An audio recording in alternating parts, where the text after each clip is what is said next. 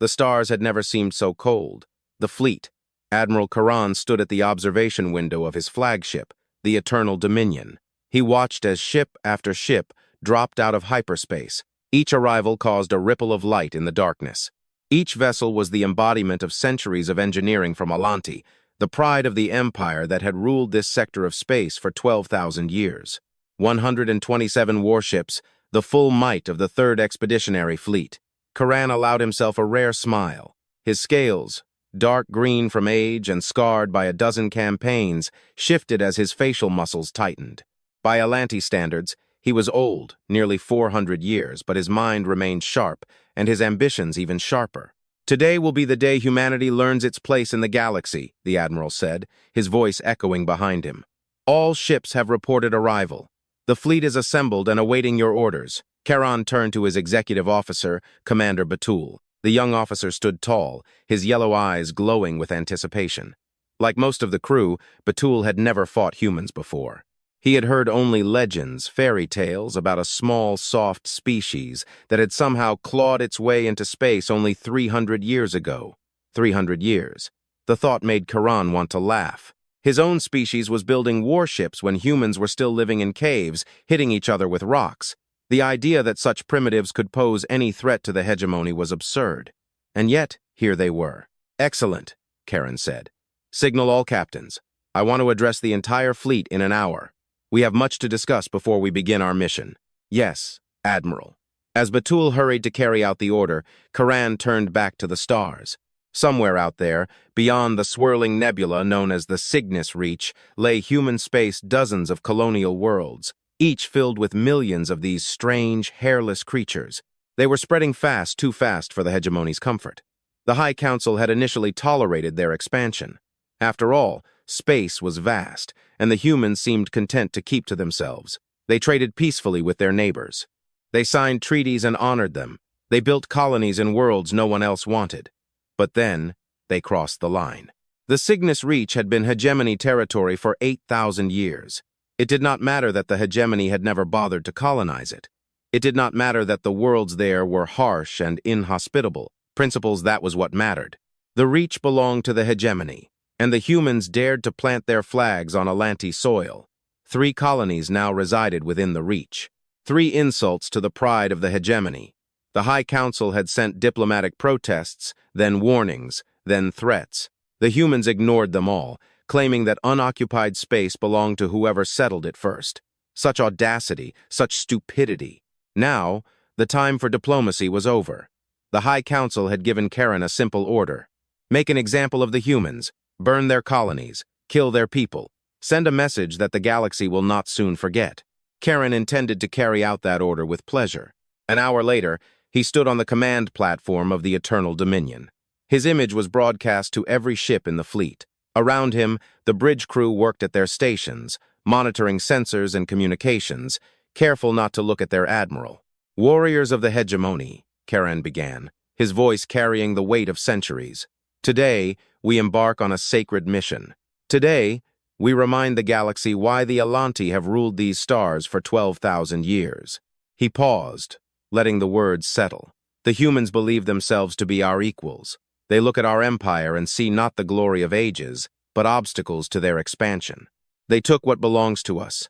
They ignored our warnings. They spat on our honor." His clawed hands tightened on the railing before him. "No more. Today, we will teach them the price of such audacity. Our target is the human colonial world, Arcadia Prime, their largest settlement in the Cygnus Reach. When we are finished, nothing will remain. No buildings, no infrastructure, no survivors. Let the humans look upon the ashes of Arcadia Prime and understand what it means to challenge the hegemony of Alanti." Across the fleet, crews cheered. Keran could imagine them. Thousands of warriors hungry for battle, starved for glory. For too long, the hegemony had not fought a real war. For too long, they had not reminded younger species of their place. "We make the jump in 6 hours," Keran continued.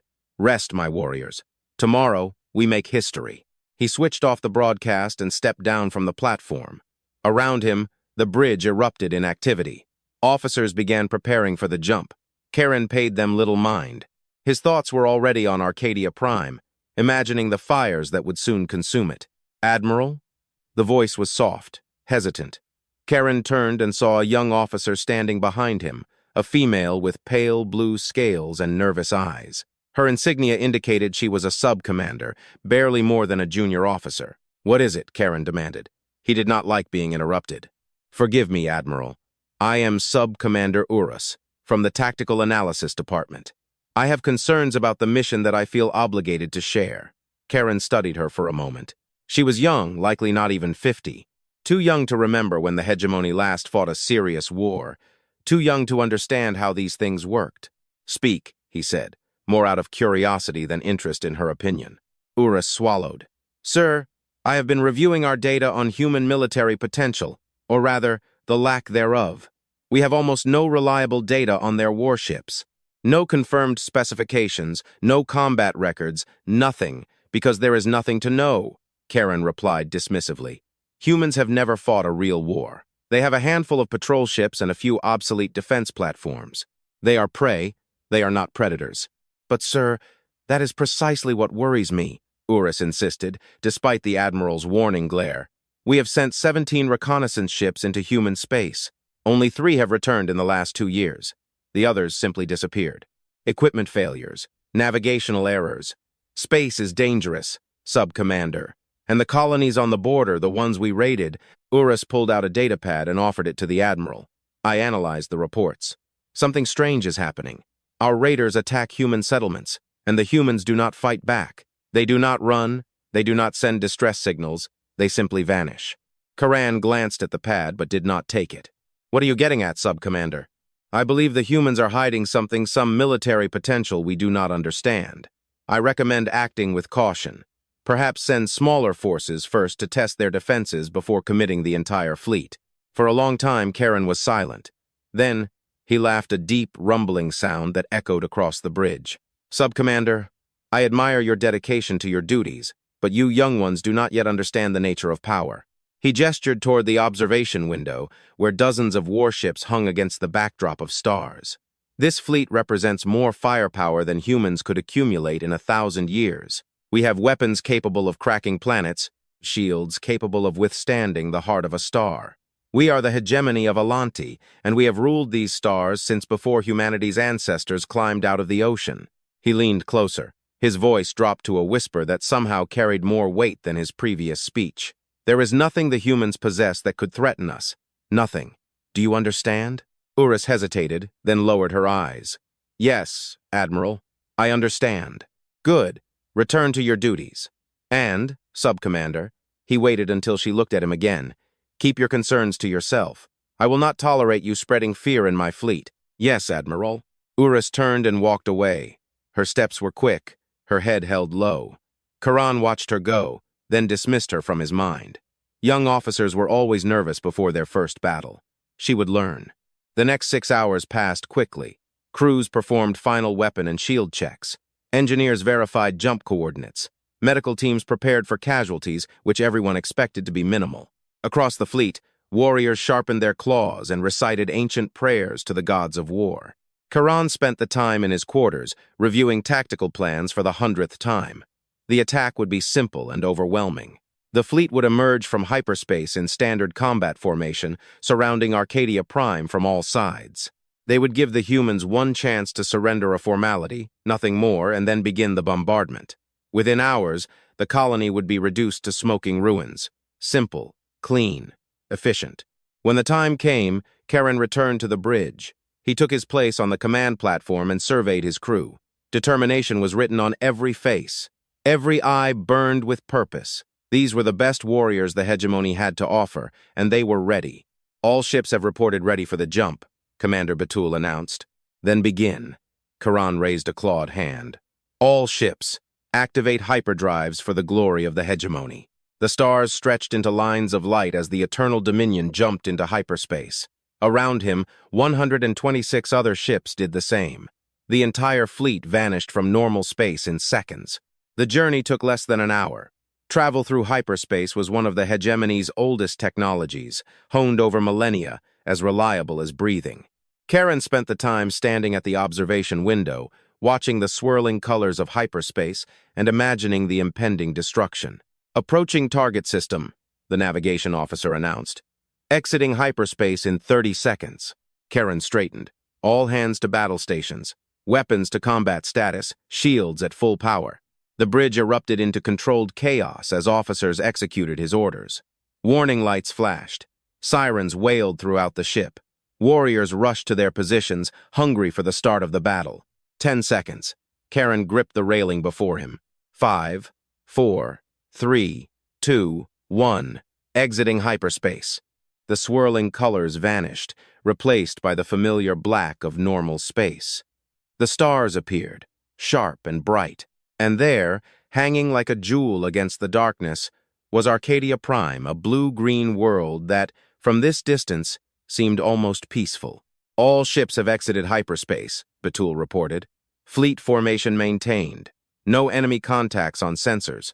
"As expected," Keran said. "The humans likely do not even know we are here. Begin the approach to Arcadia Prime. Standard attack formation." "Yes, Admiral." The fleet began its movement. 127 ships advanced toward the defenseless colony. Keran allowed himself another smile. This would be easier than he had thought. The humans truly had no defenses worth mentioning. By this time tomorrow, Arcadia Prime would be. "Admiral." The shout came from the sensor station, where a young officer stared at his display with wide eyes. "What is it?" Keran demanded. "Contact, sir. A hyperspace trail detected at the edge of the system." "What, has human reinforcement just arrived? How many ships?" The sensor officer double-checked his readings before answering. When he spoke, his voice sounded strange, disoriented, unsure. "One ship, Admiral. Only one." Keran frowned. One ship against the entire fleet. He laughed, and several officers around the bridge joined in. "The humans are either very brave or very stupid. Bring it up on the main display." The forward screen flickered, then showed an enlarged image of the new arrival. Keran's laughter caught in his throat. The ship was like nothing he had ever seen. It was roughly the size of a cruiser, about 300 meters long, but its shape was irregular. Solid, fluid curves and impossible angles seemed to shift and change even as he watched it. Its hull was black, but not the black of painted metal. It was the black of empty space, of absolute darkness, something that consumed light rather than reflecting it. And it was moving toward them. "Give me readings on that ship," Keran ordered, his voice carefully controlled. "Mass, energy signatures, weapon systems, everything." The sensor officer's claws danced across the console. "Mass readings are inconsistent. The ship weighs roughly 0 tons, but the readings are constantly fluctuating. Energy signatures are off the charts, but I cannot determine their source. And weapon systems?" He fell silent. "Weapon systems? Report." "I cannot detect any, sir. But that does not mean they are not there. I am not sure our sensors can scan this vessel correctly at all." Keran stared at the screen. The strange ship continued to approach, moving with a grace that seemed almost organic. It made no attempt to evade or hide. It just moved steadily and inevitably. For the first time in centuries, the fleet of Admiral Keran felt something he barely recognized. Fear. He suppressed it immediately. He was a warrior of Alanti, commander of the most powerful fleet in the sector. He would not be intimidated by a single ship, no matter how strange it looked. "Signal the squadron of destroyers," he ordered. 12 ships should be more than enough to handle whatever this is. Order them to intercept and, if possible, capture the vessel. I want to know what we are dealing with." "Yes, Admiral." As orders were issued, Keran continued to watch the mysterious ship. Somewhere deep in his mind, the words of Sub-Commander Urus echoed. "I believe the humans are hiding something." He pushed the thought away. Whatever this ship was, it was only one ship. One ship against the might of Alanti. What could it possibly do? The 12 destroyers, a squadron of the Alanti fleet, moved through space like predators surrounding wounded prey. Each ship represented 200 meters of killing power, sleek, fast, and armed with weapons capable of turning a small moon into rubble. Together, they represented more firepower than most species could field in their entire military history. Captain Marid commanded the lead destroyer, the Swift Retribution. He was a veteran with 30 years of service, a warrior who had fought in border skirmishes and suppressed rebellions on dozens of worlds. He had never lost a battle, and he did not intend to start today. "Distance to target?" he asked, trying to keep his voice calm despite the feeling of tension. 40 kilometers and closing, Captain. We will be in the kill zone in approximately 3 minutes. Mareed nodded and studied the image on his tactical display. The human ship, if that was what it was, continued to drift toward them at a leisurely pace. It had not changed course since detection. It had not activated shields or readied weapons. It simply hung there, in the darkness. This impossible black hole seemed to drink the light of distant stars. Is there a response to our hails? None, Captain. The vessel is not responding to our messages. Strange.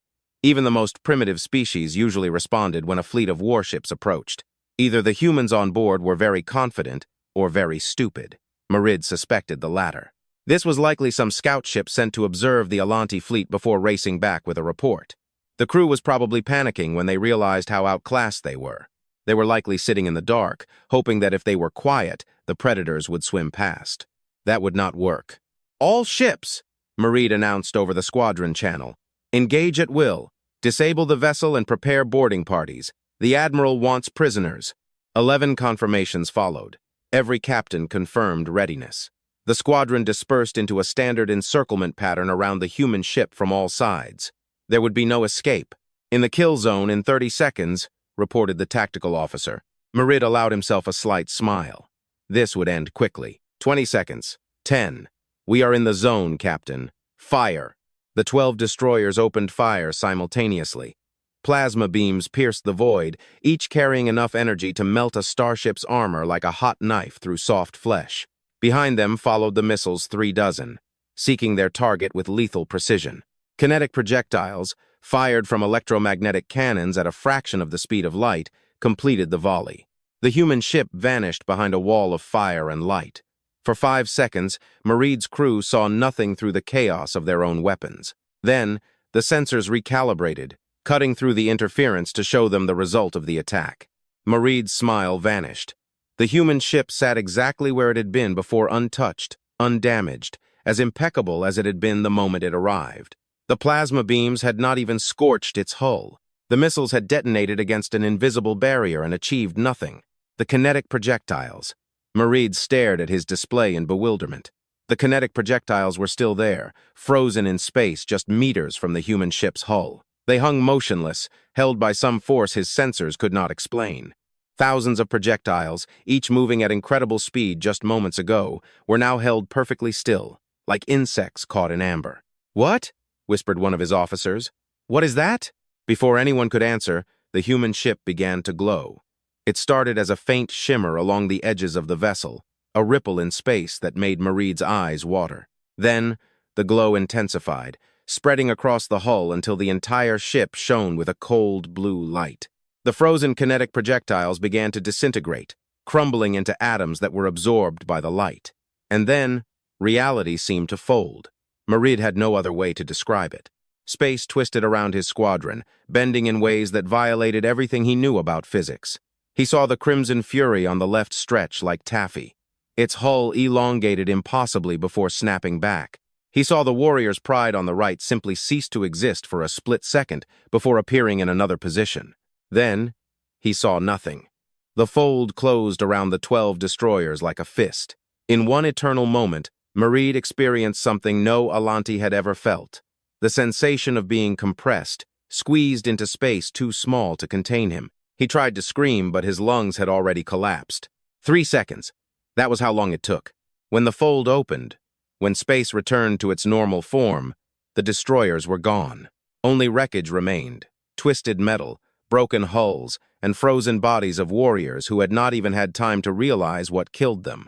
12 ships carrying over 300 crew members had been turned into scattered debris in the time it took to take a breath. The human ship drifted serenely through the destruction. Its hull still glowed faintly, remaining completely unharmed. On the bridge of the Eternal Dominion, silence reigned. Admiral Keran stood motionless. His claws were still gripping the railing. His eyes were locked onto the main display. Around him, officers stared at their screens with expressions of shock and disbelief. No one spoke, no one moved. For a long time, the only sound was the soft hum of the ship's systems. Then, someone dropped a datapad. The clatter sounded impossibly loud in the silence. "Admiral," Commander Batul's voice was barely a whisper. "The destroyer squadron, they are gone. Every last one of them. In 3 seconds." Keran did not answer. He could not. His mind was struggling, trying to process what he had just witnessed. 12 warships, manned by some of the Hegemony's best warriors, destroyed in 3 seconds by a single vessel. Not damaged, not disabled, destroyed completely to the foundation by methods that defied explanation. This is impossible. This cannot be, sir. We are receiving a transmission from the human ship. The officer's words brought Keran back to reality. He straightened, forcing his expression to mirror calm authority. Bring it up. The main display flickered. The image of the human ship was replaced by something even more disturbing. Text written in perfect Alanti script. The symbols glowed white against a black background. Each was formed with absolute precision. The message was simple, 7 words that changed everything. You have been judged. Retreat or face extinction. No one on the bridge moved. No one breathed. The words hung in the air like a death sentence. Arrogance, Keran growled, finally finding his voice. Human arrogance. They destroyed 12 ships and believe they can threaten the entire hegemony. Sir, with respect, Batul began cautiously. What we have just witnessed. I have never seen anything like it. Our weapons had no effect. Whatever that was, it tore through our destroyers as if they were not there. One ship. Keran turned on his deputy. His scales bristled with anger. That is one ship, Batul. One. We have 115 warships left. Whatever trick they used against the destroyers, they cannot use it against our entire fleet. Admiral, perhaps we should contact High Command, report what we have seen, and tell them that. Keran's voice dripped with contempt. That we fled from a single human vessel? That the most powerful fleet in the sector was frightened by some parlor trick? He shook his head fiercely. No, we will not be remembered as cowards.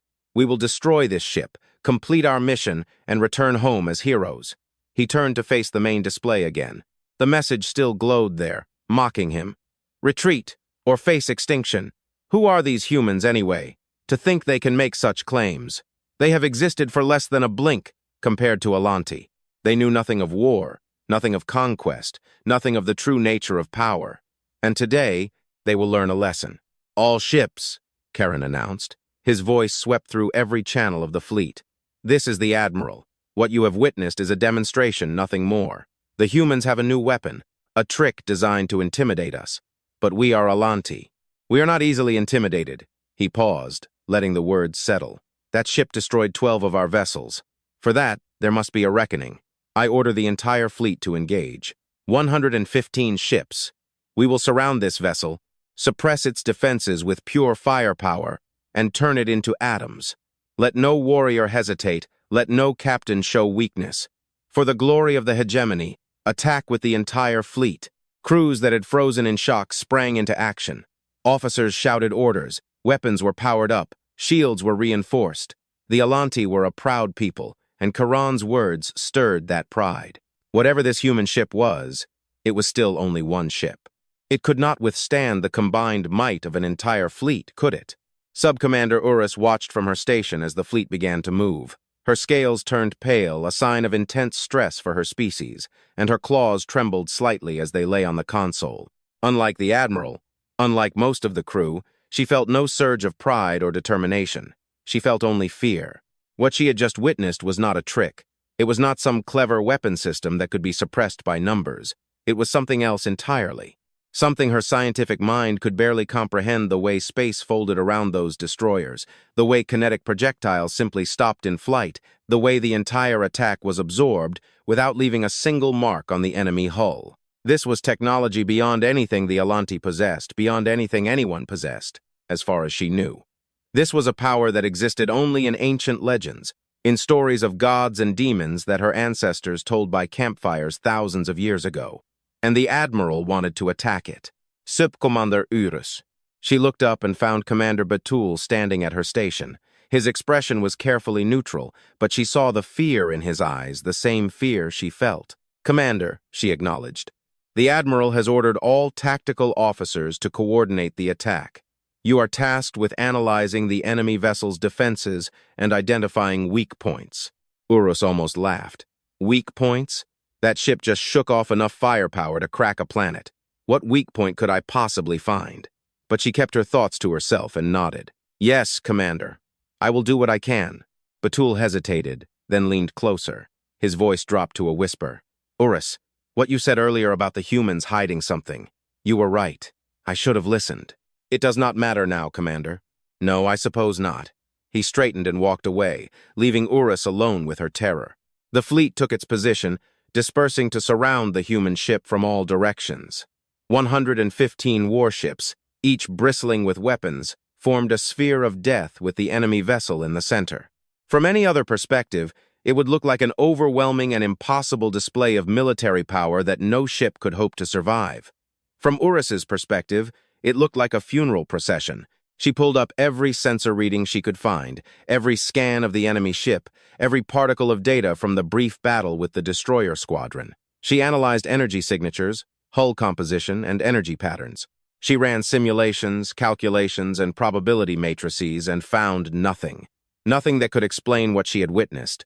Nothing that could help her people survive what was coming. The human ship sat motionless in the center of the formation. That black hole consuming light, those impossible angles shifting ever so slightly when she looked directly at them. It had not moved since the destruction of the destroyers. It had not activated shields, had not readied weapons, and had made no attempt to flee. It was waiting. All ships in position, announced the fleet coordinator. Ready to open fire on your command, Admiral? Keran stood high on the command platform. His fear was buried deep beneath layers of pride and determination. He would not show weakness. He would not falter. He was a warrior of Alanti and would die before running from a solitary enemy ship. All ships, he said, fire!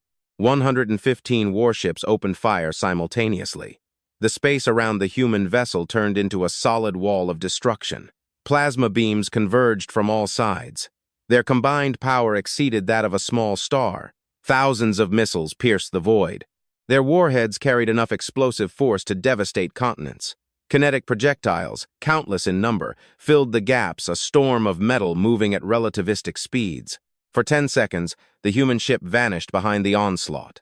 Sensors overloaded. Screens turned white from interference. The sheer amount of energy released created a miniature star in the center of the Alanti formation. Then the sensors cleared, and the human ship was still there, undamaged, unscratched, not even slightly disturbed. Every beam, every missile, every projectile had been stopped, frozen in place just as before, held by that invisible force that defied understanding. The ship drifted serenely in the center of the sphere of suspended destruction, untouchable, invincible. Keran stared at the display. His claws plowed furrows into the railing. His scales lost all color. "It is impossible," he whispered. "It is impossible." The human ship began to glow again. This time, Urus watched carefully. She saw the moment the glow became something else, when it expanded outward. Pressing against the wall of frozen weapons surrounding the vessel, she saw the missiles, beams, and projectiles begin to vibrate, shift, and turn. She realized what was about to happen a split second before it did. "All ships!" she screamed into the communicator. "Evasive maneuvers! Evasive action now!" But it was too late. The sphere of destruction turned. Every weapon the Alanti had fired whistled back toward them, moving 10 times faster than before, carrying energies enhanced by the force that had captured them. Plasma beams that were meant to destroy now destroyed their creators. Missiles that were meant to kill now killed their launchers. Kinetic projectiles fired in anger now returned that anger tenfold. 43 ships perished in the first second. The Crimson Dawn received a direct hit from its own plasma cannons and simply ceased to exist. Keran's rage was torn by the very missiles it had launched moments ago. The Eternal Victory was riddled with kinetic projectiles that punched through the hull like needles through fabric. Ship after ship exploded, filling space with fire, debris, and the frozen bodies of the dead. And then, the human ship moved.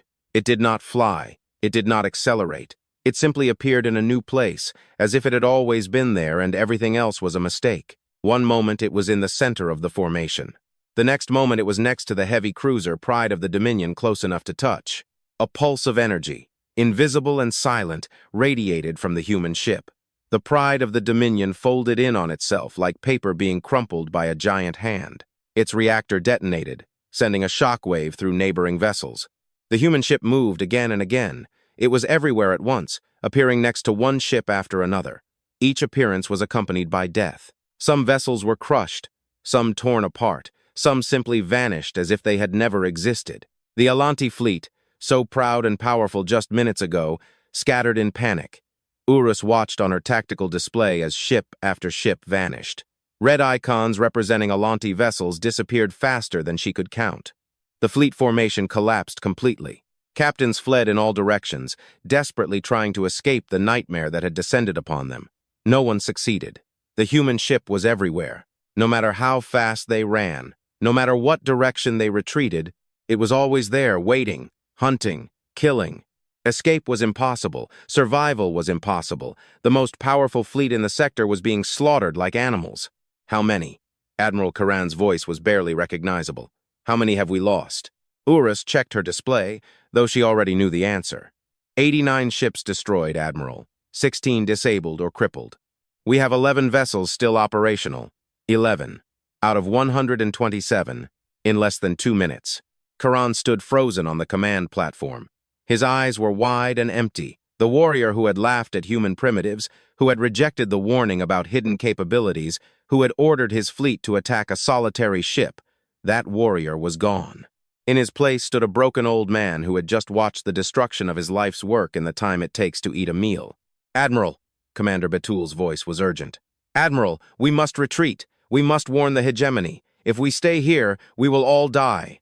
Keran did not answer. He just stared at the main display, where the human ship had stopped its slaughter and now hung motionless among the debris. It was waiting again, watching, judging. Admiral! Betul grabbed Keran by the shoulder and shook him. Give the order. Something broke behind the Admiral's eyes. His jaw tightened. His scales rippled with what might have been shame, fury, or despair. All ships, he said. His voice was empty and dead. Retreat. Maximum speed. Get out. Get out of here. The 11 surviving ships turned and fled. Behind them, the human ship did not follow. It just hung there among the wreckage, that impossible black hull consuming light, those strange angles shifting in the darkness. And on the bridge of the Eternal Dominion, Subcommander Urus realized she was trembling, not from fear. However, fear was still there, a cold weight in her chest that would never completely go away. She was trembling from something else, something she never expected to feel. She had just witnessed the death of Alanti supremacy. She had just watched 12,000 years of military dominance end in less than 2 minutes. And despite the horror of it, despite the thousands of lost lives and the total destruction, she could not help but feel a strange sense of wonder. Humanity had been a spacefaring species for 300 years. 300 years compared to 12,000. And yet, they had built this. Whatever this vessel was, whatever power it possessed, it represented something much greater than anything the Alanti could have ever imagined. The message came again, transmitted to all surviving ships. The same 7 words, glowing white on black. You have been judged. Retreat, or face extinction. This time, Urus thought, we might actually listen. The 11 surviving ships fled through the void like wounded animals running from a predator. Their engines burned at maximum power, pushing the vessels faster than their creators had ever intended. Behind them, the wreckage of the 3rd Expeditionary Fleet drifted silently among the stars. 116 ships turned into twisted metal and frozen corpses. On the bridge of the Eternal Dominion, chaos reigned. Officers shouted over each other, trying to coordinate the retreat. Damage control teams raced through the corridors, fighting fires and sealing hull breaches. Medical personnel fought for the lives of the wounded, many of whom screamed in pain or lay in shell-shocked silence. The flagship had not taken a direct hit, but nearby explosions had damaged its hull and sent shrapnel through the decks. Admiral Keran sat in his command chair, motionless. His eyes stared at nothing. His claws hung limp at his sides. The warrior who had commanded the most powerful fleet in the sector was gone, replaced by a shell that breathed and blinked but no longer truly lived. Commander Betul took command by necessity. He stood at the tactical station, coordinating the retreat, but his hands trembled as he worked. The fear he had suppressed during the battle now threatened to consume him. Distance to the enemy vessel? He demanded. 50 kilometers and increasing, reported the sensor officer. His voice cracked. The human ship is not pursuing. It remained motionless at the site of the battle. Maintain current course and speed. Do not slow down until we reach the jump point. Yes. Commander Betul allowed himself a short sigh of relief. They were escaping. In an impossible way, they were escaping. The human ship chose not to pursue them. Perhaps it could not. Perhaps its terrible weapon only worked at close range. Perhaps, Commander. The voice of Sub-Commander Urus cut through his thoughts. We need to talk. Betul turned to her. Urus looked pale. Her scales were almost gray from stress, but her eyes were clear and focused. Unlike most of the crew, she seemed to have overcome the initial shock and was already thinking about what would come next. Not now, Sub-Commander. We are in the middle of a retreat. That is exactly why we need to talk now. Urus stepped closer, lowering her voice so only Betul could hear. I was analyzing the battle's sensor data. What I found, the Admiral must hear this. The High Council must hear this. Betul glanced at Keran, who remained frozen in his chair. The Admiral is in no condition. Then you must hear it. Urus pulled out a datapad and displayed a series of readings. Look at these energy signatures. Look at how space distorted around the human ship. Look at the speed of its movements between battle positions. Betul studied the data, though he understood only a small fraction of what he saw. What am I looking at? Impossible things. Things that violate the fundamental laws of physics as we understand them. Urus's voice became even lower. Commander, this ship used no technology we know of. It used no technology anyone knows of. What we saw there was like watching a god fight ants. Humans are not gods. No, but they built something that might as well be. Urus opened another screen. I tracked its movement during the battle. It appeared in 47 different positions in 90 seconds. That is impossible with any known propulsion system. It did not move through space. It folded space around itself, appearing wherever it wanted. Instantly. You are saying it can teleport? I am saying it does not perceive space the way we do, and that is only one of its capabilities. She opened another screen. Look at this. Energy readings from when it turned back our weapon fire. That should have required more energy than a star produces. The ship generated that energy from nowhere. It had no reactors large enough. Betul felt a chill. What are you telling me, Sub-Commander? Urus met his gaze. I am telling you that we lost not because we were outgunned. We lost because we fought something that exists beyond our understanding. That ship is not a weapon, Commander. It is a force of nature. And we sent 127 warships right at it. For a long time, Betul was silent. He looked at the main display, where the distance counter continued to rise. 70 kilometers, 80. The human ship remained a tiny dot in the center of the debris field, motionless and silent. Why did it stop? He asked finally. If it could destroy us all, why did it let us escape? I do not know. Perhaps it wanted witnesses. Perhaps it wanted us to deliver the message back to the hegemony. Urus paused. Or perhaps it just does not consider us a threat worthy of pursuit. The thought was somehow worse than all the others. The idea that a solitary human ship could cut through most of their fleet and then simply release the survivors the way a predator might release a mouse it had become bored with playing with made Betul feel small in a way he had never felt before. We must warn the hegemony, he said. They must know what they are dealing with. Agreed. But the commander hesitated. I do not think warning them will be enough. If the humans have one ship like that, they may have more. And if they have more, then nothing we do will matter. No fleet we could build, no weapon we could develop, no strategy we could devise would change the situation. We would be fighting the tide. Then what do you suggest? Before Urus could answer, the sensor officer shouted a warning. Commander, the human ship, it is moving. Betul turned to the main display. The dot representing the human vessel began to glow just as it had before each attack. His heart constricted in his chest. How fast? In what direction? I cannot say. The readings are garbled. It is as if the ship is everywhere and nowhere at once. Evasive maneuvers. All ships break formation. But even as he gave the order, Betul knew it was useless. They had seen how fast the human ship could move. There was nowhere to hide. There was nowhere to run that it could not reach in an instant. If it wanted to destroy them, they were already dead. The glow intensified. The space around the human ship began to ripple and fold. Betul braced for death, and then the ship vanished. Immediately, without any fanfare, it simply ceased to be there. One moment, it was in the center of the debris field, glowing with impossible energy. The next moment, there was nothing but empty space where it had been. The bridge fell into silence. Officers stared at their screens, expecting the ship to appear again, expecting the lethal blow they knew must come. Seconds passed, then minutes. Nothing happened. Where did it go? Betul demanded. Unknown, Commander. I cannot detect it anywhere in the system. It simply vanished. Vanished. The human ship had destroyed most of their fleet, delivered its message, and then simply left, as if the entire battle had been nothing more than a demonstration, a lesson taught to misbehaving children. Betul slumped into the nearest chair. His legs suddenly became too weak to hold him.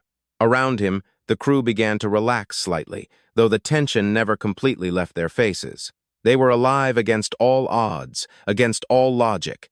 They were alive. But for how long? "Continue the movement to the jump point," Betul ordered. His voice was empty. "Full speed. We need to get to Ket Prime and report to the High Council." "Yes, Commander." As the surviving ships made their way to Salvation, Sub-Commander Urus returned to her station and began to draft her report. She documented everything. Every sensor reading, every analysis, every conclusion she had reached. It would not be a pleasant report to deliver. It would not be a report the High Council would want to hear. But it was the truth. And the truth, however horrific it was better than the comfortable lies that had brought them here.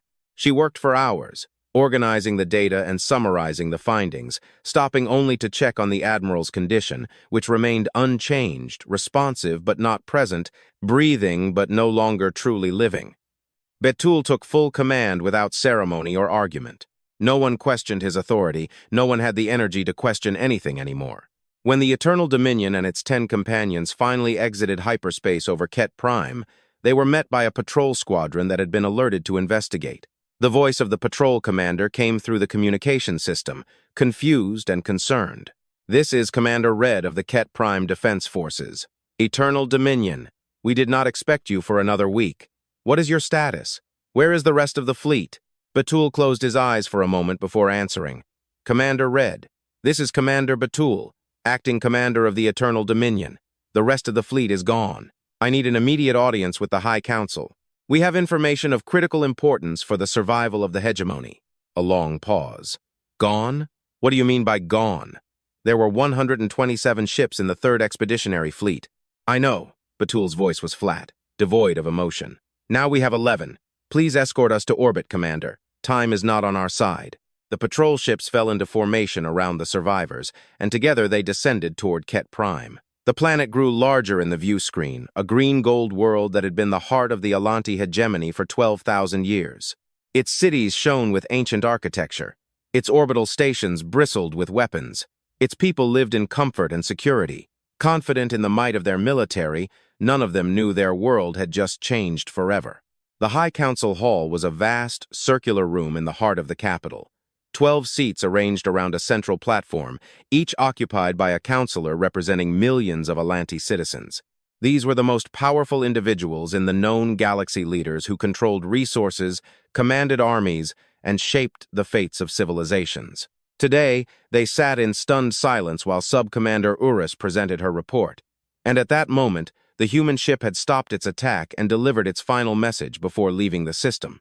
Urus's voice was steady, professional, not giving away any of the horror she felt during the events she was describing. "Full sensor logs and analysis are available in the data package I provided. I am ready to answer any questions the Council may have." For a long time, no one spoke. The counselors stared at their personal displays, reviewing data, watching recordings, trying to process information that defied everything they believed about the universe. Finally, High Counselor Vitak spoke. He was the oldest member of the Council, nearly 700 years old, and his word carried immense weight. "Sub-Commander Urus, you are asking us to believe that a solitary human ship destroyed 116 of our warships in less than 2 minutes, using technology that, according to your own analysis, should not exist." "Yes, High Counselor, that is exactly what I am asking you to believe, because that is exactly what happened." "And Admiral Keran, where is he? Why is he not presenting this report himself?" Commander Betul stepped forward. "High Counselor, Admiral Keran has been hospitalized. Medical staff describe his condition as severe psychological trauma. He is no longer fit for service. A decorated warrior, broken by the testimony of a single battle that killed over 30,000 of our people in the time it takes to eat." Betul met the High Counselor's eyes without blinking. "I was there, High Counselor. I saw what that ship could do. I saw it fold space around our destroyers and crush them like insects. I saw it appear in 47 different positions in 90 seconds and destroy a warship with each appearance. I saw our weapons, the most powerful weapons in the sector, strike its hull without leaving a single mark." He paused. Admiral Keran is not the only one who will need time to recover from what we witnessed. The council hall plunged into silence again. The councilors exchanged glances, communicating through subtle movements of scales and claws. It was a language their species had developed over millennia of political maneuvering. "This is a catastrophe," declared Councilor Merritt. She was young for a council member, barely 300 years old and known for her directness. "A complete and total catastrophe. Our most powerful fleet is gone. 30,000 of our best warriors are dead. And now the humans know we intended to destroy one of their colonies. They will respond. They will respond with retribution. And if they have more ships like the one we encountered, we do not know that they have more," intervened Councilor It. "This could have been their only ship of this type, a prototype, an experimental weapon. Then why send it alone against our entire fleet?" The sub-commander spoke without being asked, drawing sharp glares from several councilors. She continued, "Despite this, if this was a prototype, if it was unique and irreplaceable, they would never have risked it in battle. They would have hidden it, protected it. Instead, they sent it right into the path of our fleet without hesitation. This suggests either absolute confidence in its capabilities or knowledge that they have others to replace it if necessary." "You are speaking above your station, Sub-Commander," said High Councilor Vitak coldly. "I am speaking the truth, High Councilor. As I did before the fleet departed." Urus lifted her chin. "My warnings were ignored. Over 30,000 Alanti perished as a result. I will not let my warnings be ignored again." The High Councilor studied her for a long time. Then, surprisingly, he nodded. "Your courage is noted, Sub-Commander. Very well. Speak freely.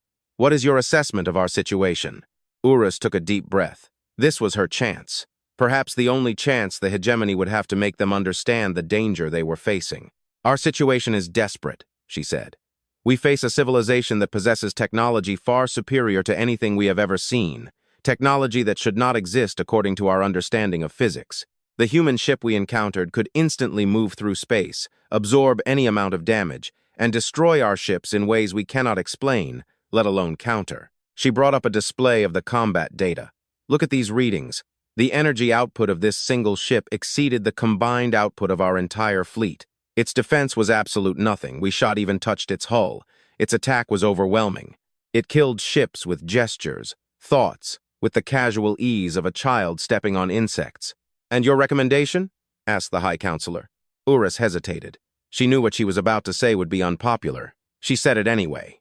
"We must seek peace immediately, before the humans decide that one fleet was not enough as a response, before they bring more of these ships into our space, before we learn that extinction is not just a threat, but a promise." The council hall erupted in outrage. Councilors shouted at each other, demanding to know how she dared suggest surrender, accusing her of cowardice, of treason to 12,000 years of Alanti honor. Their voices echoed off the ancient walls, a cacophony of wounded pride and desperate denial. Only High Councilor Vitak remained silent. He sat in his chair, watching the chaos around him. His ancient eyes were thoughtful and sad. When the shouting finally died down, he raised one clawed hand for silence. The hall fell silent immediately. Even in their fury, the councilors respected his authority. "Sub-Commander Urus has given us her recommendation," he said slowly. "Many of you find it unacceptable. I understand. The thought of surrendering to a species we considered primitives yesterday is hard to accept." He paused. "But think about this. 12,000 years ago, we were primitives. We were the ones who fought with rocks and sticks while other species ruled the stars. And we survived. We grew. We became who we are today." He stood from his chair. His old bones creaked, but his voice was strong. "Humans did in 300 years what took us 12,000. They built something that can destroy our fleets without effort. Perhaps, instead of seeing them as enemies to be crushed, we should see them as what they actually are, the future." The council hall fell silent. No one argued. No one protested. They simply sat and absorbed the words of their oldest and wisest leader. "We will send an embassy to the humans," declared Vitak. "We will seek peace. We will offer friendship. And we will hope, pray, if any of you still remember how that is done, that they accept." He looked at Urus, and for just a moment, she saw something in his eyes she had never seen in an Alanti leader before. Humility. "Sub-Commander, you will lead this embassy. You warned us. You survived. You understand. You are our best hope." Urus felt the weight of those words settling onto her shoulders. She straightened. meeting the High Counselor's gaze with determination. "I will not fail, High Counselor. I will find a way to save our people. Whatever it takes." The old counselor nodded slowly. "See that you do, Sub-Commander. The fate of 12,000 years of civilization rests in your hands." Urus inclined her head in acceptance.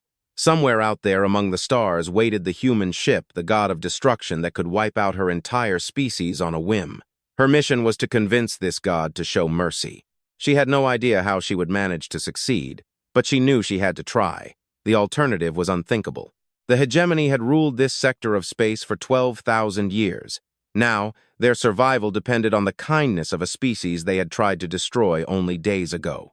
The universe, Urus reflected, had a cruel sense of humor. The diplomatic ship, Voice of Peace, drifted through the darkness between the stars, carrying the sub-commander and her small delegation toward an uncertain fate.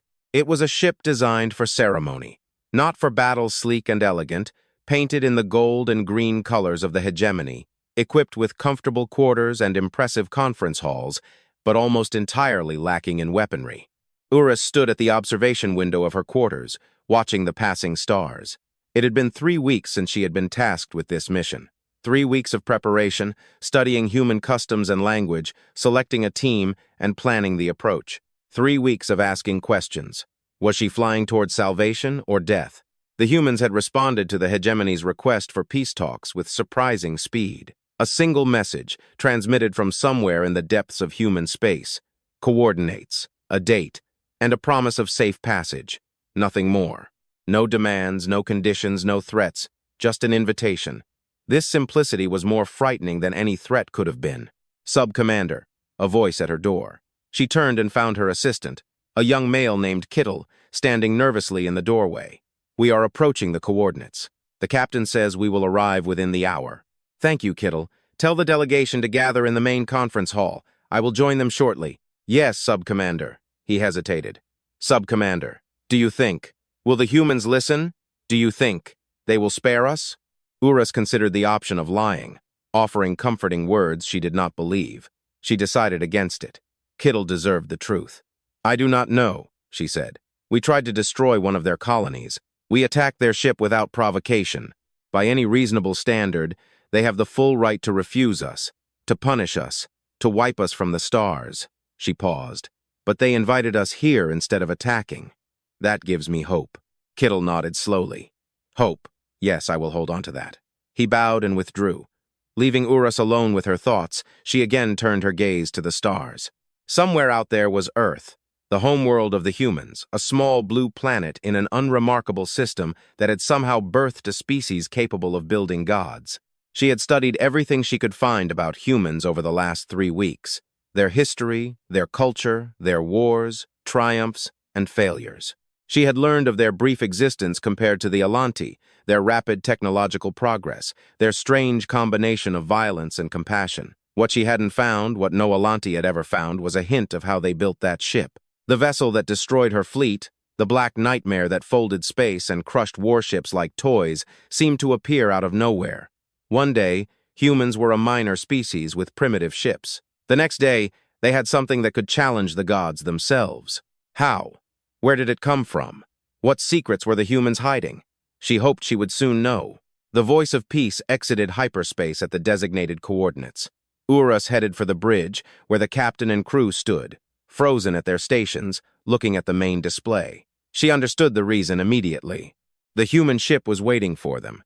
It hung motionless against the background of stars. That impossible black hull consuming light, those strange angles shifting ever so slightly when she looked directly at them. Seeing it again, even at a distance, made her scales crawl. Every instinct she possessed screamed for her to run, to escape, to get as far away from this thing as possible. She forced herself to remain calm. "Hail them." "Yes, Sub-Commander." The communications officer's claws trembled as he worked the console.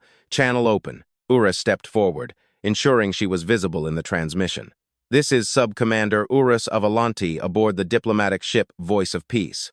We have arrived in response to your invitation. We seek peace and understanding between our peoples." For a long time, nothing happened. The human ship remained motionless and silent. Then, a response came. Not a message, but an action. A beam of light stretched from the human vessel, connecting with the voice of peace in a way that made no sense. It was not a weapon, not a tractor beam, not anything that Alanti technology could explain. "What is that?" demanded the captain. "What are they doing?" Before anyone could answer, the universe shifted. Urus felt a moment of disorientation, the sensation of being everywhere and nowhere at once. The stars outside the view screen blurred and stretched. Reality folded around the voice of peace like a blanket. And then, they were somewhere else. The diplomatic ship now floated inside a vast chamber, a hangar bay of some sort, though larger than any hangar Urus had ever seen. The walls were smooth and white, curving gently overhead. Soft light emanated from everywhere and nowhere, and around them, suspended in perfect formation, were more human ships. Urus counted them, 12 vessels, identical to the one that had destroyed her fleet. Each radiated the same feeling of impossible power, each capable of ending the hegemony of Alanti single-handedly. "Ancient gods," whispered the captain. "There are more, 12 more." Urus felt her hope falter. She knew this was possible. She had even warned the council that the humans might have additional ships, but truly seeing them, made the reality undeniable. The hegemony had not faced a solitary exceptional weapon. They had faced a fraction of human military might, a fraction so small that the humans had not even considered it a risk to send it alone against an entire fleet. "Sub-Commander," a new voice, human, speaking in perfect Alanti. It emanated from the ship's communication system, soft and calm. "Welcome aboard the Prometheus. My name is Captain Nora Chen. I am authorized to meet with you and your delegation. Please proceed to the airlock. You will find a shuttle waiting to transport you to my ship." Urus took a deep breath. This was the moment that would determine the fate of her entire civilization. "Understood, Captain Chen. We will be there shortly." She gathered her delegation, 5 diplomats of Alanti, carefully selected for their intelligence and composure, and led them to the airlock. The shuttle that awaited them was of human design, smaller and more angular than Alanti ships, but comfortable enough. A human crew member greeted them politely and helped them find seats. The flight to the Prometheus took only minutes. As they approached, Urus studied the human ship through the shuttle's view screen. Up close, it was even more disturbing than she remembered. The hull seemed to be shifting and fluid, never settling into a fixed shape. The darkness of its surface was absolute, a void that swallowed light and gave nothing back. "What is it made of?" asked one of her diplomats quietly. An elderly male named Vitor. "The hull. I have never seen anything like it." "None of our scientists," admitted Urus. "They have been analyzing sensor data for days. They cannot explain it." The shuttle docked with the Prometheus, and the delegation disembarked into a corridor that looked surprisingly normal. White walls, simple lighting, a floor that felt solid and real beneath their feet. After the strangeness of the hull, the earthy interior was almost disappointing. A human woman waited for them at the end of the corridor. She was older than Urus expected, with gray streaks in her hair and lines around her eyes that spoke of many years. Her uniform was simple, dark blue, without adornments or insignia. She smiled warmly as they approached. "Sub-Commander, it is an honor to meet you." She extended a hand in what Urus recognized as a human greeting. "I am Captain Nora Chen." Urus cautiously accepted the offered hand, mindful of her claws. "Captain Chen, thank you for agreeing to meet with us. Please follow me, we have much to discuss." Captain Chen led them through the corridors of the Prometheus into a comfortable conference room. The walls were lined with windows, or what appeared to be windows, showing views of the stars. A table dominated the center of the room, surrounded by chairs that had been adjusted to match Alanti physiology.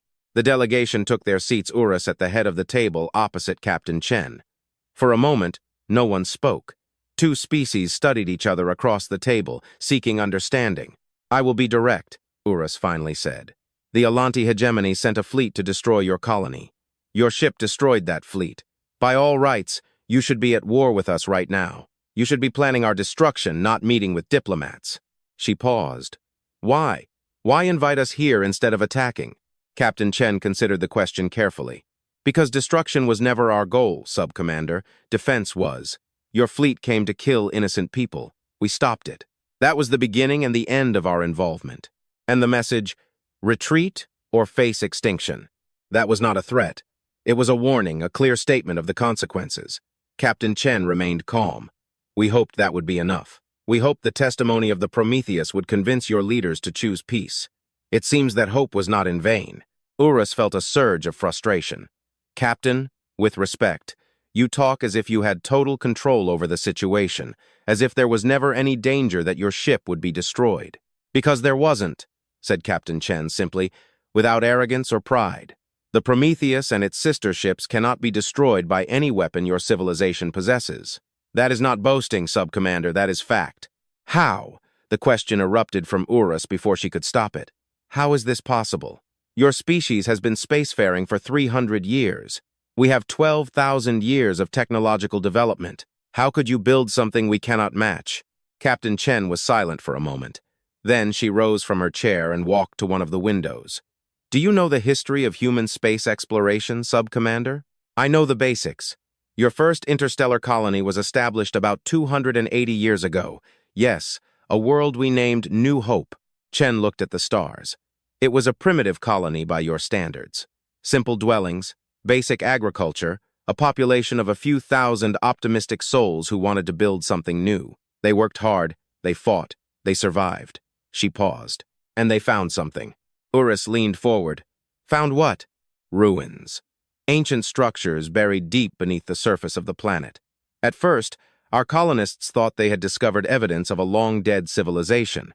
Archaeological remains millions of years old. They were right, but they were also wrong. Chen turned to face Urus. What they found was a weapon built by a species that no longer exists, designed to fight an enemy that devoured galaxies. The room went quiet. Urus's delegation exchanged bewildered looks. A weapon? You are saying your ships are based on alien technology? More than based on them. They are that technology, adapted and activated by human hands. Chen returned to her seat. The species that built them, we call them the architects, though we do not know their true name. They understood things about the universe that we are only beginning to realize.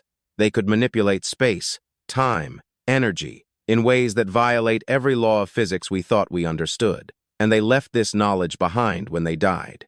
Why? Asked Urus. Why leave such power unclaimed? Because they ran out of time. The enemy they fought a force we call the Void, though again that is our name. Not theirs was too strong, too vast. The architects built 12 weapons to fight it, but before they could use them, they were destroyed. The weapons sat dormant for millions of years, waiting for someone to find them, waiting for someone to finish what the architects could not. And that someone was humanity. Yes. Chen folded her hands on the table. When our scientists uncovered the first archive, a repository of the architects' knowledge, they thought they had found the greatest discovery in human history. They were wrong. They had found the greatest responsibility in human history. Power to change the galaxy. Power to destroy civilizations with a thought. Power to become gods. She met Urus's eyes with an intensity that made the Alanti want to look away. We spent decades debating what to do with this power. Some wanted to use it for conquest. Some wanted to destroy it, fearing what we might become. Ultimately, we chose the middle path. We would use the power, but only for protection, only to protect ourselves and others from those who would do harm. Like us, said Urus quietly. Like the Hegemony. Your fleet came to kill innocent people. We stopped you. If you had come with peace, you would have found us to be friendly neighbors. We do not seek conflict. We do not want to rule the galaxy. We simply want to live in peace, and we have the power to ensure that peace is not disturbed. Urus digested this information slowly. The implications were staggering. Humanity had not developed advanced technology through their own efforts. They had inherited it from a species that waged wars beyond imagination. They were not geniuses. They were not better than the Alanti. They were just lucky. And yet, this luck had made them gods. The message you sent. The mysterious human warship appeared, and a full fleet was wiped out almost instantly. Part 5. The New Order. A year had passed since the destruction of the Third Expeditionary Fleet. Admiral Urus stood on the podium in the Great Hall of the Hegemony Council, looking at the faces of the most powerful Alanti in the galaxy. She was no longer a sub-commander.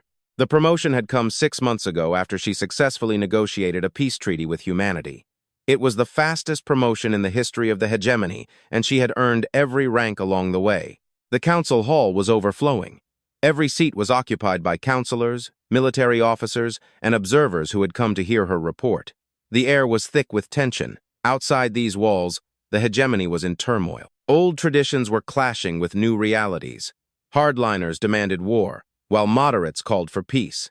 Today's session would determine which path Alanti would choose. Respected members of the High Council, Urus began. Her voice was steady and clear. A year ago, I stood before you as a junior officer delivering news of defeat. Today, I stand before you as someone who has seen the future of our galaxy. And I am here to tell you that the choice before us is simple: adapt or die. A murmur went through the hall. Urus waited for it to subside before continuing. In the past year, I have traveled extensively throughout human space. I have visited their colonies, studied their technologies, and met their leaders. I have also gathered intelligence on the fate of other species that, like us, encountered the human titans and had to choose how to respond. Today's results should inform our own. She activated a display behind her, showing a star map marked with the territories of various species. The Carax Imperium, 40 systems, 3 billion citizens, the most powerful military force in their sector before encountering humanity. She highlighted their territory. A year ago, they refused peace. They believed their numbers could overwhelm the Titans with sheer force. They assembled the largest fleet in their history, 3,000 warships, and attacked Earth directly. The map shifted, showing the Carax territory changing color from red to gray. Titan Ares intercepted their fleet. The battle lasted 47 minutes. In the end, every Carax ship was destroyed or disabled. Their home world surrendered within a week. Today, the Carax Imperium no longer exists as a political entity. Its people survive, scattered across refugee colonies, but their civilization is gone. She moved to the next territory, the Drell Collective 30 Systems, an economy built on interstellar trade and finance. When they encountered humans, they tried a different approach: sublimation. They believed that if they could not defeat the Titans in battle, they could defeat humanity through economic manipulation, sabotage, and by pitting other species against them. The Drell territory also faded to gray. The humans uncovered their conspiracies within months. They did not respond with war. They simply cut the Drell off from the galactic economy. No species traded with them. No port accepted their ships. Within 6 months, the Drell Collective collapsed into internal chaos. Their government fell. Their people are still recovering. Synthetic Unity, the third territory, highlighted by a civilization of artificial intelligences that believed their machine minds could find weaknesses in the Titan systems. They were wrong. Titan Hephaestus neutralized their entire network in a single day. Not destroyed, simply turned off. Their consciousnesses are suspended until they agree to negotiate. She allowed silence to stretch before speaking again. The Void Callers, a cult civilization that worshipped death and destruction. When they encountered the Titans, they rejoiced. They believed humans were the prophetic destroyers who had come to cleanse the galaxy. They attacked human colonies, hoping to provoke their own destruction. Her voice hardened. They got their wish. The Void Callers no longer exist. Not a single ship, not a single colony, not a single survivor. They are the only species the humans have completely destroyed, and they did so only after all other options were exhausted. She turned off the display and looked at the council directly. 4 species, 4 civilizations that chose defiance instead of peace. 3 are broken, 1 is extinct. In every case, the result was the same. The Titans of humanity are invincible, and resistance is suicide. Councillor Merritt leaned forward. Admiral Urus, we have heard these reports before. The hardline faction argues that we should learn from these mistakes, not repeat them. They propose new weapons, new strategies, new alliances that could succeed where others failed. Then let me address that argument directly. Urus held up new data. In the past year, the Hegemony's military research department has worked constantly on ways to counter the Titans. I have reviewed their findings. She paused. They do not exist. Protests erupted from the hardline section of the hall. Urus raised her voice over them. Titans operate on principles that violate the fundamental laws of physics as we understand them. They fold space. They redirect energy. They exist partially outside of normal reality. Our scientists cannot explain how they function, let alone develop countermeasures. We could spend 1,000 years and 1 trillion resources, and we would not be any closer to matching their power. Then we will find allies, shouted Councillor Vitak, leader of the hardline faction. We will unite the galaxy against this human threat. Surely, if every species combines their fleets. They did. Urus's voice cut through his protest like a blade. 8 months ago, a coalition of 17 species, including what remained of the Karak's military and synthetic unity, assembled a combined fleet of over 10,000 warships. They believed that numbers would succeed where individual strength had failed. She brought up the recording sensor data from the battle, captured by long-range observers. The Council watched in silence as 10,000 ships surrounded a solitary Titan. They watched as that Titan destroyed the entire fleet in less than 3 hours, moving through the united forces like a scythe through grain. When it was all over, not a single coalition vessel remained operational. 10,000 ships, Urus said quietly. The largest fleet ever assembled in the history of the galaxy, defeated by one Titan, not 12-1. She met Vitak's eyes. There is no military solution for humanity. There never will be. The hardline faction fell silent around the hall. Counselors who had advocated for war began to look thoughtful, uncertain. The evidence was overwhelming. The conclusion was inevitable. But, Urus continued, her tone shifting, there is another way. A path that the humans themselves have offered us. A path that leads not to destruction, but to prosperity. She changed the display again, now showing economic data. In the past year, 18 species have signed peace treaties with humanity. Do you know what happened to them? She highlighted their territories in green. The Trade Federation of Ren. Their economy has grown by 40% since opening trade relations with human colonies. The Colette Collective.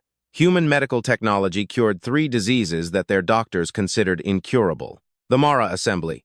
Human agricultural methods doubled their food production. More territories lit up in green across the map. Humans do not conquer. They do not subjugate. They offer friendship, trade, and cooperation to any species that approaches them in peace. They share their knowledge freely. They protect their allies from aggression. They ask for nothing in return, except that those allies treat others with the same respect. She turned to face the council completely. Respected counselors, I have spent a year studying humanity. I have learned their history, their values, their vision of the galaxy, and I have come to the conclusion that they are not our enemies. They are not conquerors hiding behind a mask of peace. They are exactly what they seem. A young species that stumbled upon incredible power and made the choice to use that power for the greater good. How can you be sure? Asked the High Counselor.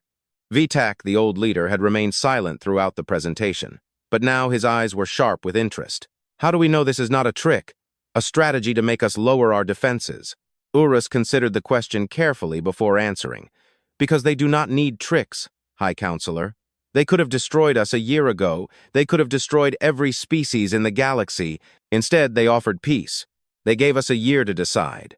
They showed us mercy when mercy was not required. She took a deep breath. I met with Captain Nora Chen of the Titan Prometheus. I spoke with her for many hours about humanity and their place in the universe. She told me something I did not fully understand at the time, but in the truth of which I have come to believe. What did she tell you? She told me that power without limits is simply destruction, that the ability to do something does not mean you should do it. That humanity spent thousands of years learning that lesson the hard way, through wars and suffering that almost destroyed them. Urus paused. She told me that they found the Titans at a crossroads in their history, a moment when they had to choose what kind of species they wanted to be. And they chose to be protectors, not conquerors. The hall was silent. Every face was turned toward Urus, waiting. I believe her, she said simply. Not because I am naive, not because I have forgotten what they did to our fleet, but because in the years since that battle, they have done nothing to threaten us. They have protected our colonies from pirates. They have offered medical aid to our people. They have treated us with respect and kindness, despite everything we tried to do to them. She scanned the hall, meeting eyes one by one. The question before us is not whether we can defeat humanity. We cannot. The question is whether we can accept a galaxy where we are not the supreme power. Can we grow beyond 12,000 years of conquest and dominance? Can we become something better than what we were? High Counselor Vitak rose slowly from his chair. Despite his age, his presence still commanded the hall. Admiral Urus, you have served the hegemony with distinction. Your analysis is thorough, your conclusions well-founded, but you ask us to abandon a millennium of tradition, to accept a position of weakness, to submit to a species we once considered primitive. I am asking you to survive, Urus replied, to give our children and grandchildren a future, to acknowledge that the universe has changed and that we must change along with it. The old counselor remained silent for a long time. Then, slowly, he nodded. Very well. The Council will vote on the ratification of the peace treaty with the humans. All in favor? Hands rose around the hall. Not all of them, the hardline faction, remained defiant. Their arms crossed, their faces bitter, but enough. More than enough. Votes recorded. Vitak announced. The Council ratifies the peace treaty with humanity. The hegemony of Alanti will follow the path of cooperation, not conflict. Relief washed over Urus. It was done after a year of negotiations, arguments, fear. It was finally done. The hardline faction stood and exited the hall. Their faces were dark with anger. Urus watched them go, knowing the battle was not truly over. There would be resistance. There would be those who clung to the old ways, who could not accept a universe where Alanti were not the supreme beings. But they had lost this battle, and in time, they would lose the war. The future belonged to those who could adapt. 3 months later, Urus stood at the view screen of a diplomatic ship approaching Earth. The blue planet grew larger as they approached, small, beautiful, absolutely unremarkable in appearance. It seemed impossible that this tiny world had birthed a species capable of building gods. And yet, here they were. Admiral, her assistant Kittle still with her after all this time, appeared at her shoulder. "We are being hailed by Earth Center. They are granting us clearance to enter orbit and descend to the surface." "Thank you, Kittle." Inform them that we are honored by their reception. As the young officer hurried away, Urus remained at the view screen. She thought about everything that had led to this moment. The arrogance of Admiral Keran, the destruction of the fleet, the horror of encountering something beyond understanding, the long negotiations, the difficult vote, the long process of convincing her people to choose a new path.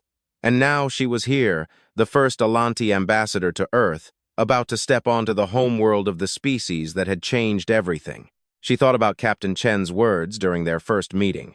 "We simply want to live in peace, and we have the power to ensure that peace is not disturbed."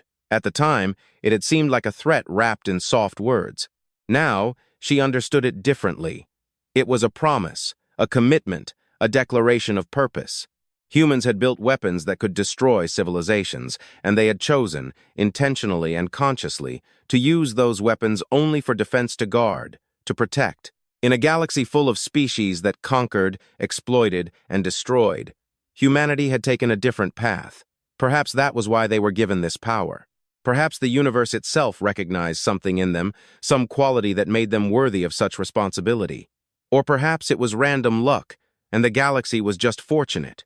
In any case, the result was the same. A new order was emerging.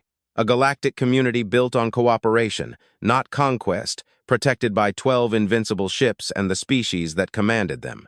The shuttle descended through Earth's atmosphere. Urus watched the clouds part, revealing green continents and blue oceans, cities that shone in the sunlight, a world teeming with life and potential. This was the home of humanity. This small, fragile planet had birthed explorers and dreamers, scientists and artists, warriors and peacemakers. It had birthed a species that had almost destroyed itself a dozen times, that had fought, suffered, and grown, that had finally reached the stars and found the power to remake the universe. And they had chosen mercy.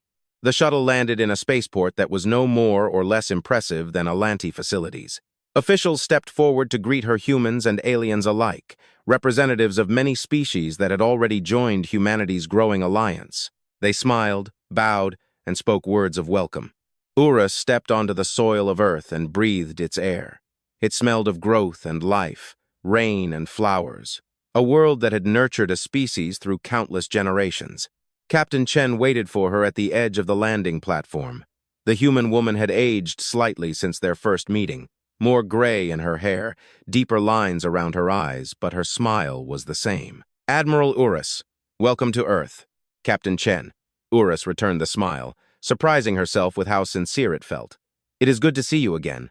They walked together through the spaceport, past crowds of humans and aliens who had gathered to witness the historic arrival.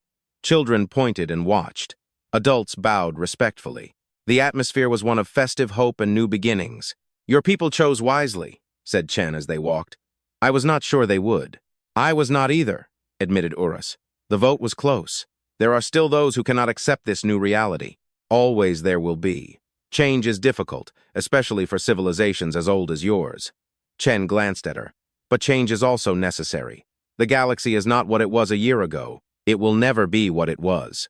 The only question is whether each species adapts to the new order or is left behind. Urus nodded slowly. My people ruled this sector for 12,000 years.